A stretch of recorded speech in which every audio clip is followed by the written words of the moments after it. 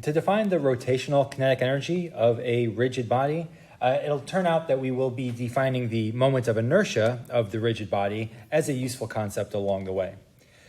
First, imagine a collection of point masses all moving as a single rigid system, such as a set of ornaments hanging on a Christmas tree. We call this a discrete mass distribution.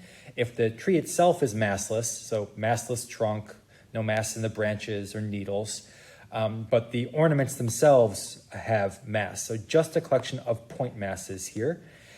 And each point mass, as it rotates around, if we place our tree into this motorized stand, so it spins with a angular velocity omega along this axis of rotation. So with our spinning collection of ornaments, each ornament will have some kinetic energy. And that is given by the usual formula, 1/2 mv squared for, say, mass 1 over here. And if we look down the axis of the tree from above, we would see that each of those masses is undergoing a circular motion about the trunk, about the axis of rotation, with a radius that I'm calling r perpendicular here. R perpendicular as in that distance is the perpendicular distance from the mass to the axis of rotation. The shortest distance from that point mass to the axis of rotation. That's also the radius of this circular path. And then if we're moving with angular velocity omega, then our linear speed v, oh, that should be a speed there. Linear speed v equals our angular velocity omega times the radius of that circle, that r perpendicular. Okay then, so we can replace our speed squared with omega squared times r perpendicular squared to get this expression. And that's the kinetic energy of one of these masses moving around in a circle. To get the total kinetic energy of the whole system, the whole rigid system of these point masses, all sort of moving collectively around the trunk, we just add up their individual kinetic energies. So the kinetic energy of ornament 1 plus that of ornament 2 plus that of ornament 3, etc. So here's the kinetic energy of ornament 1 plus the kinetic energy of ornament 2, and so on. And we see the terms that are common to each of these, or the factors that are common to each of these expressions, are the 1/2 and the omega squared.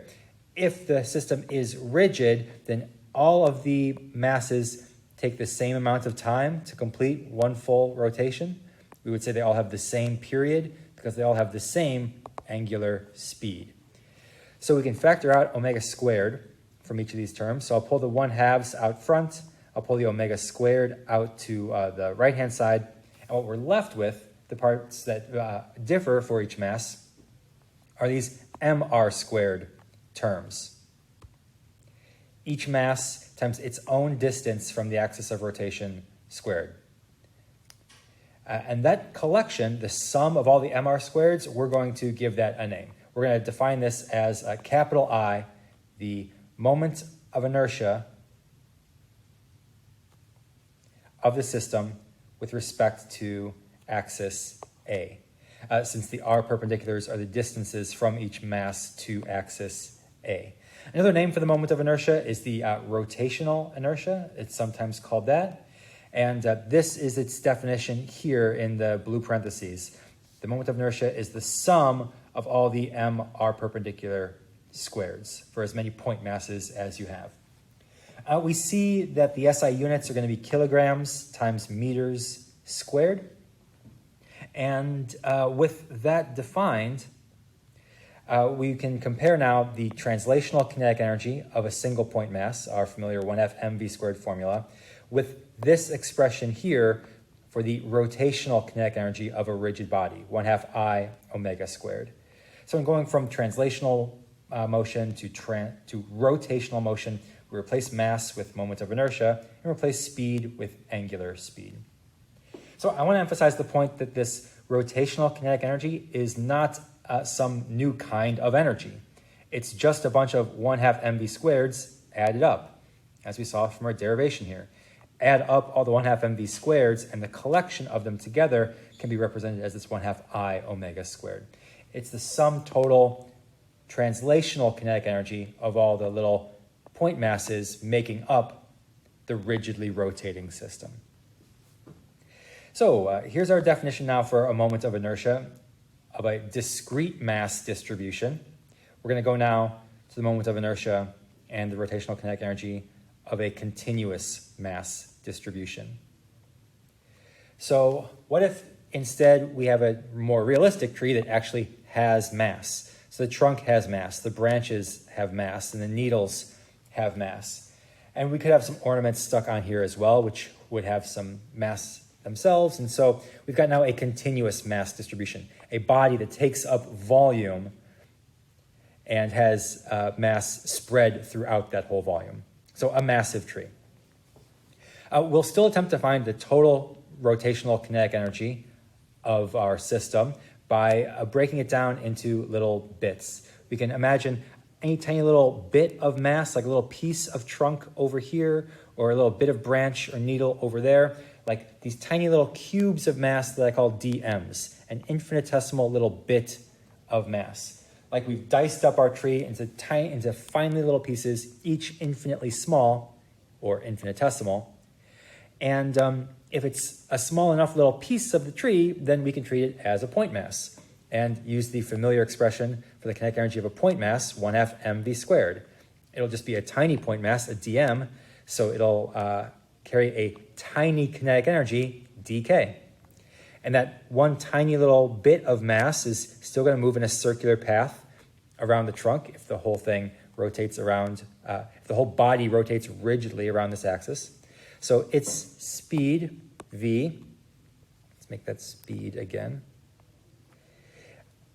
equals the angular velocity omega times r perpendicular, the perpendicular distance from that one bit of mass to the axis. I'm not going to number all the masses and r perpendiculars this time because there will be an infinite number of them, too many to number, an infinite number of infinitesimally small little bits of mass making up this whole body. So then each speed v can be replaced with omega squared r perpendicular squared to get this expression for the tiny amount of kinetic energy. This is translational kinetic energy carried by one little bit of mass. Now, the whole rigid body, we're going to add all of these up. To get the total kinetic energy of our continuous mass distribution, we need to add up an infinite number of infinitesimally small little bits of kinetic energy, which means we are integrating. So the integral over the whole body of all the dk's. So for my lower limit on the integral here, or my limits on the integral, rather than writing a specific starting and ending value of some independent variable, I'm just going to write the word body, indicating that we're going to keep on adding up contributions until we've gotten the contributions from every little bit of mass once and only once, and not missed any little bits of mass and not double counted any bits of mass. So we're adding up contributions from the whole body. So each dk is then a 1/2 dm omega squared r perpendicular squared. So we're summing up an infinite number of those. And let's look for our constants here. The terms that are the same for every little bit of mass are the 1/2 and again the omega squared. Each little bit of mass will have the same angular speed if we have a rigid body all rotating as one. So I'll pull the 1/2 out front and I'll pull the omega squareds out on the right-hand side, and we're left with this bit in the blue parentheses here, in the blue brackets. What's left of our integral is that we're going to take each little bit of mass dm and multiply that mass by its r perpendicular squared and sum all of those up. So the sum of all the r perpendicular squareds times dm. This is now our definition for the moment of inertia of a rigid body, this integral here. It's got the same dimensions as up above for a discrete system. It's still a mass times a distance squared, so it still has units of kilograms times meters squared. And this expression for the rotational kinetic energy of the body, 1/2 I omega squared, is the same as for the discrete system up above. And so the last point I want to emphasize is that this r perpendicular, this variable here inside our integrand, it's the perpendicular distance from each little bit of mass to our axis of